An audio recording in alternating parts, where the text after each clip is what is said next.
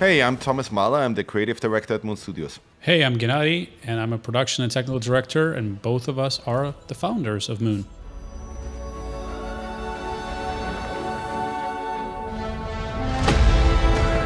We are working on our new project, which is called No Rest for the Wicked. It's basically just my dream project, right? It's the action RPG that I always wanted to play and wanted to play for 20 years now. We're trying to create one of the best combat systems on the market. We also want to completely change how exploration is done, right? That you're not just walking around on a randomly generated flat plane. Combine that with the multiplayer aspect, combine that with all these quote-unquote social elements of like building the town and housing and farming and all of those things. It's the kind of game that I always wanted to see somebody making, but because they didn't make it, we are making it now.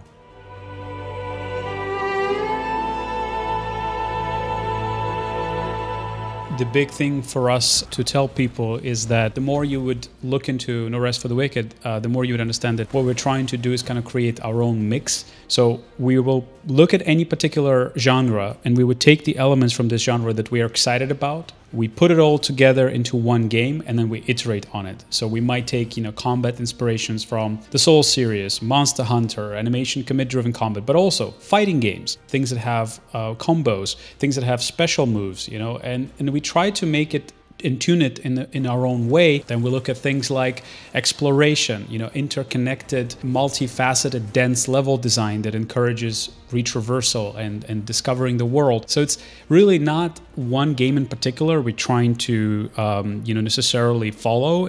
We're just inspired by all of these different elements from all of these different games. We put it together and try to grow it and make it into the most perfect version it can be. No Rest for the Wicked is coming to early access on Steam on April 18th.